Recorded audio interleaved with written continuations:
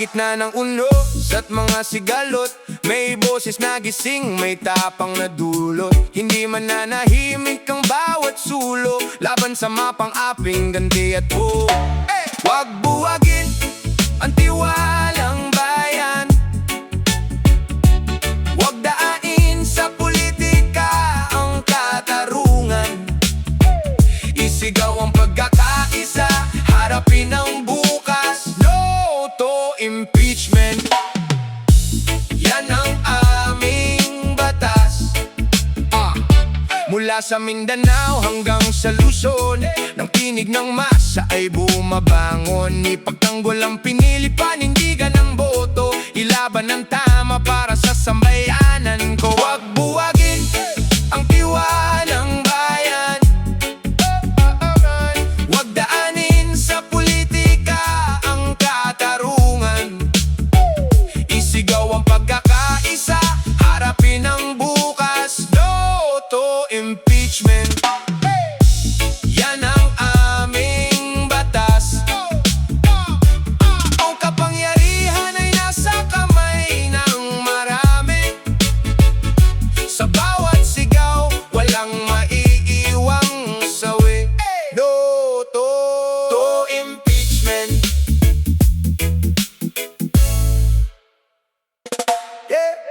Sa loob ng kamara, marami ang nakayuko, sumusunod sa agos, sa bulong ng ginto. Ngunit may isang pusa na ayaw magpaamosi. Iko Barzaga, ginalaw ang buong asinto. Binuwag ang mayorya, lumabas sa nakasanayan, upang isiwalat ang talamak na korupsyon sa bayan.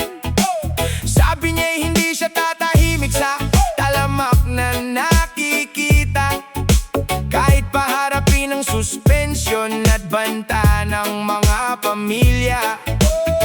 Nang ilatag ang dokumento para si Sara ay ibaba, isang malakas na hindi ang kanyang ibinalandra.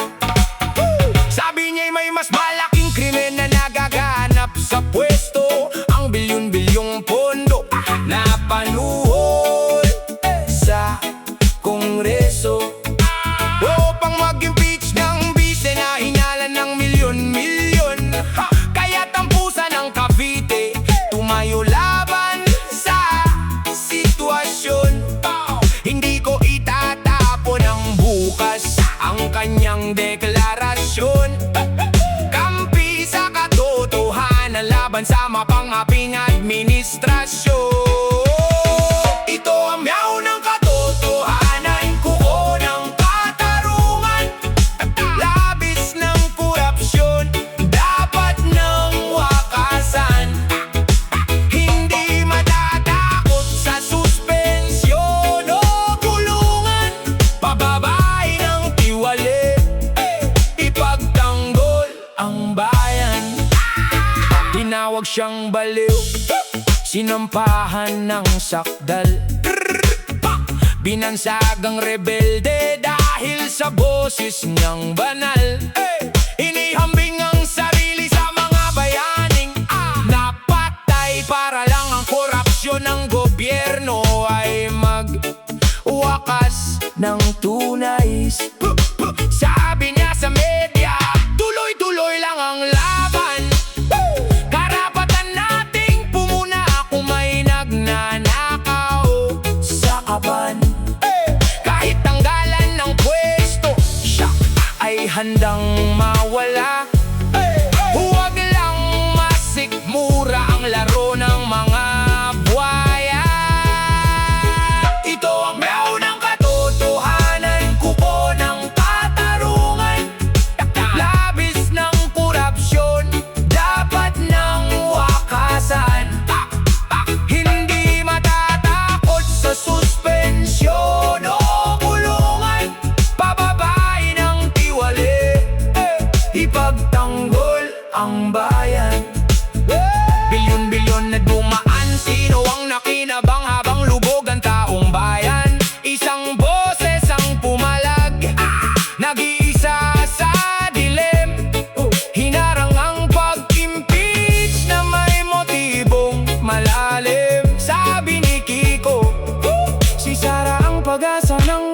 isa, kaya't ang pusa ng Kongreso lalaban hanggang sa huling hininga.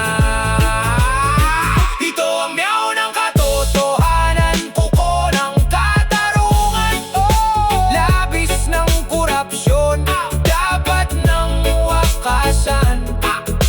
Hindi matatakot sa suspensyon o kulungan, bababay ng tiwali, ipagtanggol ang bayan. Tumindig ang may tapang, harapin ang katotohanan. Congress Meow ay nag-iwan ng marka sa kasaysayan. Laban sa korupsyon, walang uurukan.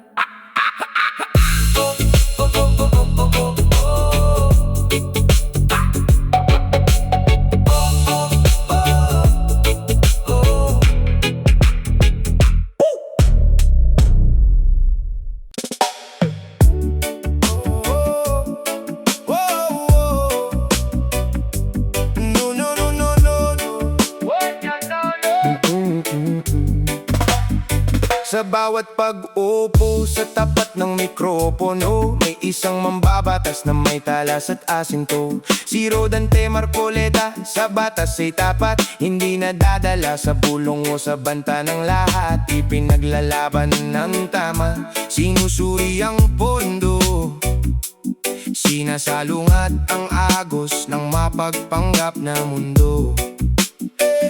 Nang subukang buwagin ang tiwala sa iba at ipilit ang impeachment upang ibaba si Sara, siya ay tumayo, dala ang konstitusyon. Huwag gamitin ang pwesto sa pansariling layon. Walang takot na hinarap ang mayoryang maingay, sapagkat sa katotohanan ng kanyang buhay ay nakalaylay.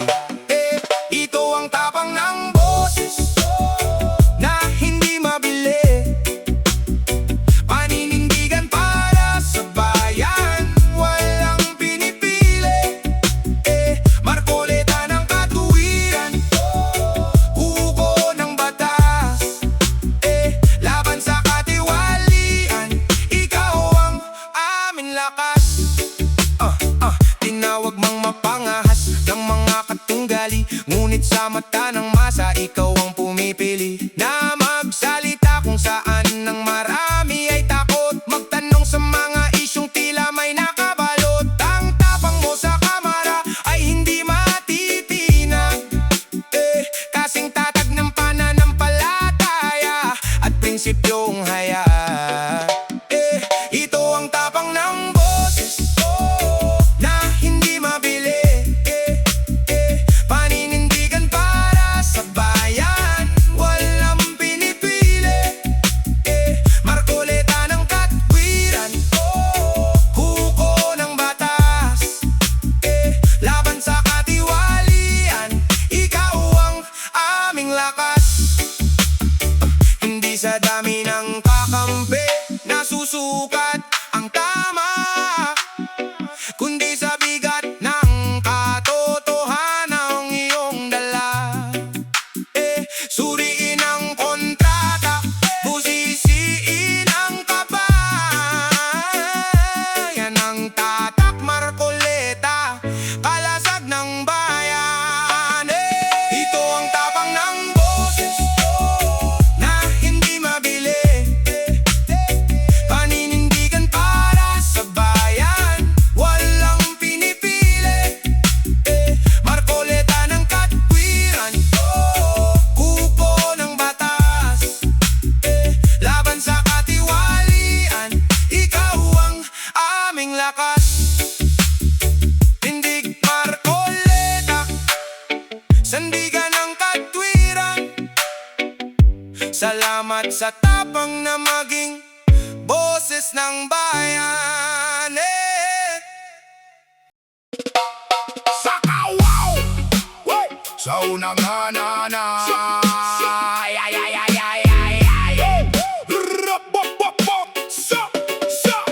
sa unang distrito ng Batangas, may boses boses na pumalag sa ilalim ng gintong simboryo. Hindi naging bulag ang sigaw niya sa kamara. Ibaba ang VAT dahil ang 12% pasakit sa lahat. Bakit daw nakadepende sa utos ng ehekutibo?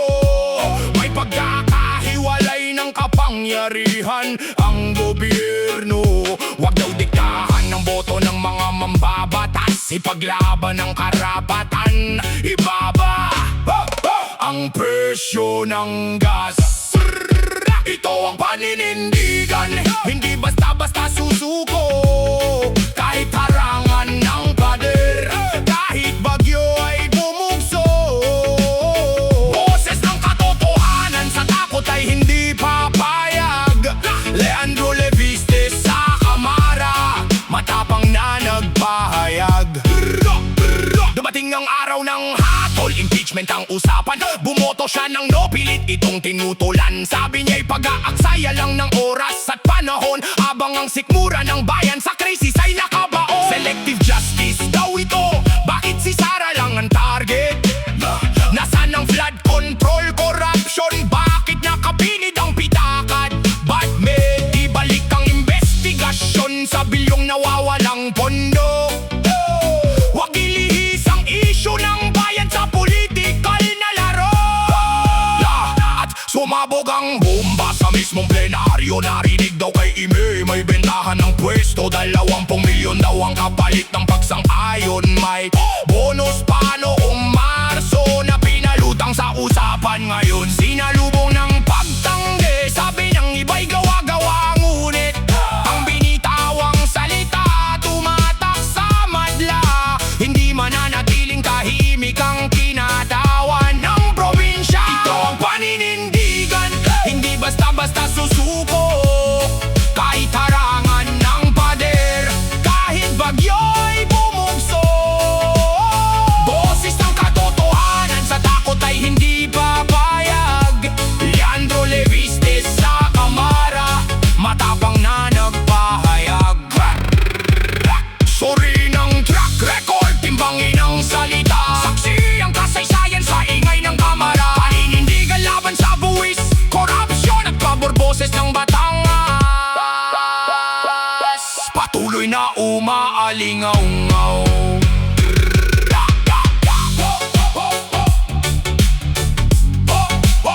Sa unang nanay.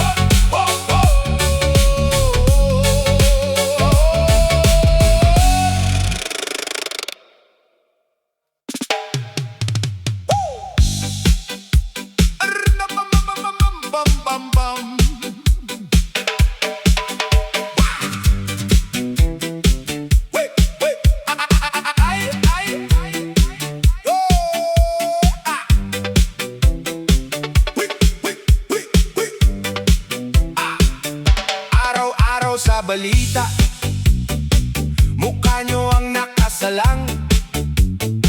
Wala na ba kayong ibang maisip na libangan?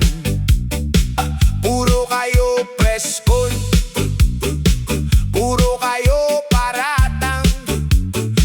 Para kayong mga broken record na paulit-ulit lang. Kung buhok ni maikli, kung pondo ba'y nasaan gabi, gabi nyo na yata siyang napapanaginipan. Kung ayaw nyo kay VP Sara, masakit ba sa mata? Talunin nyo na lang siya pagdating ng eleksyon. Hindi yung kung ano-anong gimmick ang iniisip nyo dyan.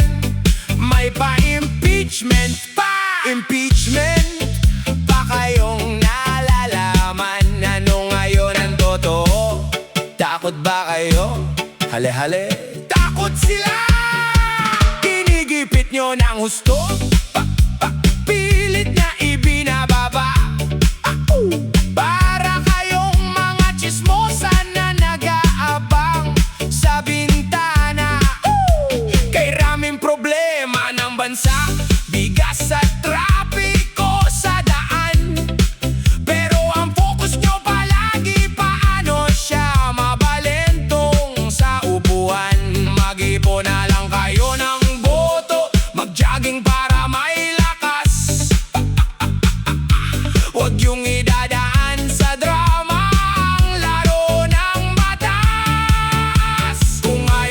kay VP Sara? Masakit ba sa mata? Talunin nyo na lang siya pagdating ng eleksyon. Hindi yung kung anong gimmick ang iniisip nyo dyan. May pa-impeachment pa kayong nalalaman. Uy! Grabe sila, impeachment agad? Bakit? Loadin nyo ba siya kaya crush nyo palagi? Kung talagang malakas ang pambato nyo, magkita na lang sa balota. Huwag nyong daanin sa shortcut. Nagmumukha kayong nervous. Kung ayaw nyo kay VP Sara, ay masakit ba sa mata? Talunin nyo na lang. Hindi yung kung ano-anong gimmick ang iniisip nyo dyan. May pa-impeachment pa kayong nalalaman.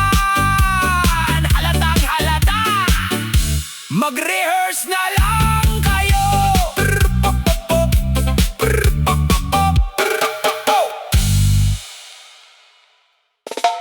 Yeah.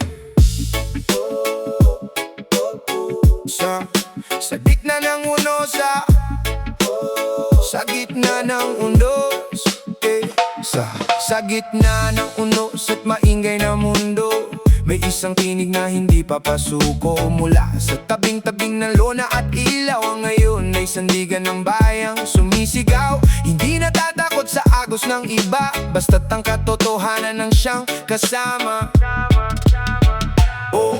Ang tapang na nadiningas sa dibdib, paninindigang walang katapat na pit. Para sa bansa, para sa karaniwang tao, haharapin ang bagyo, itatama ang liko. Walang pag-atras, walang pag-aalinlangan. Yan ang tunay na haligi ng paninindigan. Maraming umatikos, marami ang humadlang, ngunit ang prinsipyo hindi nabawasan. Ang boses ng masa'y bitbit sa bawat hakbang, ipinagtatanggol ang lupang sinilangan. Hindi pasisiil sa dayuhan o laro ng kapangyarihan. Karanggalan ng Pilipino ang laging sandigan.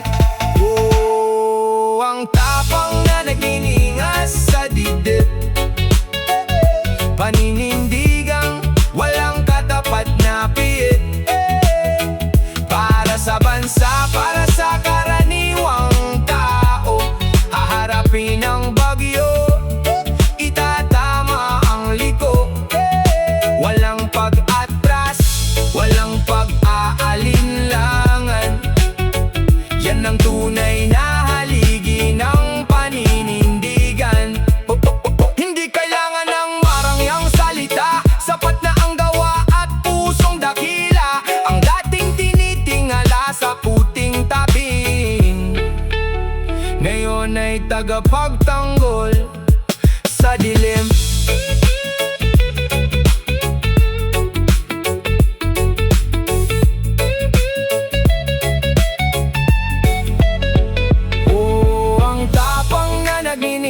Sa dibdib, paninindigang walang katapat na pit.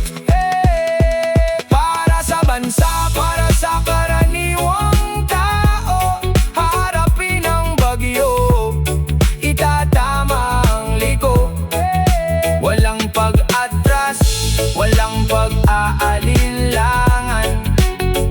Yan ang tunay na haligi ng paninindigan. Tindig laban para sa bayan, ang tapang mo ay gabay sa kinabukasan.